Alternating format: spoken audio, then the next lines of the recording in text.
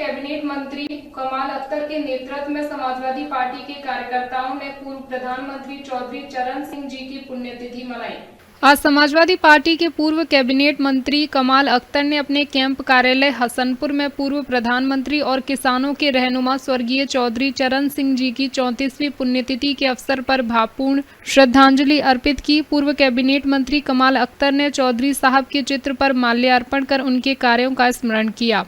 पूर्व मंत्री ने कहा, चौधरी साहब किसानों के साथ आम आदमी के हक की लड़ाई लड़ते रहे। उन्होंने ही किसानों को राजनीतिक विमर्श का केंद्र बनाया था। वर्तमान सरकार अगर उनका संदेश याद रखती तो आज किसानों और कृषि की इतनी उपेक्षा नहीं होती। ये एक ऐतिहासिक सच्चाई है कि किसानों की दिल्ली में दस्तक देने का श्रेय चौधरी साहब को ही जाता है।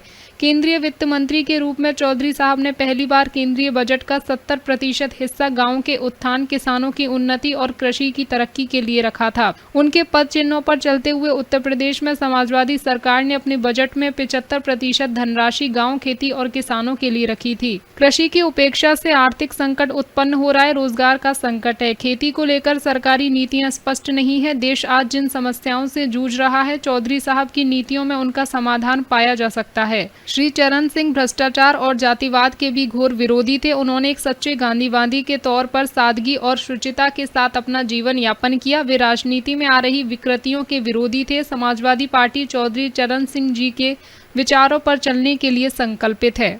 इस मौके पर जिला उपाध्यक्ष संदीप गुर्जर, विधानसभा अध्यक्ष जाकिर सैफी, जिला अध्यक्ष समाजवादी युवा जनसभा फैजल अलवी, चंद्रपाल कसाना, ब्रह्मपाल गुर्जर, गोलू त्यागी, राहुल चौधरी, कपिल चौधरी, शिवा चौधरी, कपिल, अभिजीत चौधरी, दिलशाद, आमिर मंसूरी, कासिम मकरानी, बब्बू सैफी, चमन अब्बासी, यूसुफ अब्बासी, शकील ठेकेदार आदि सपा कार्यकर्ता उपस्थित रहे।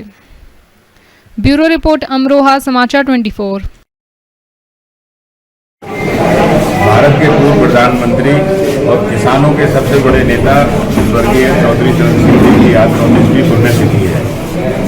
आज समाजवादी पार्टी के सभी कार्यकर्ता उस महान नेता के लिए श्रद्धासुमन अर्पित करते हैं और चौधरी साहब ने पूरे जीवन संघर्ष किया। उत्तर प्रदेश के मुख्यमंत्री रहते हुए किसानों के लिए, गरीबों के लिए ऐसी योजनाएं चलाई जिससे गरीब लोगों का और किसानों का भला हुआ। चौधरी साहब प्रधानमंत्री देश के रहे और चौधरी साहब ने हमेशा किसानों के लिए संघर्ष किया।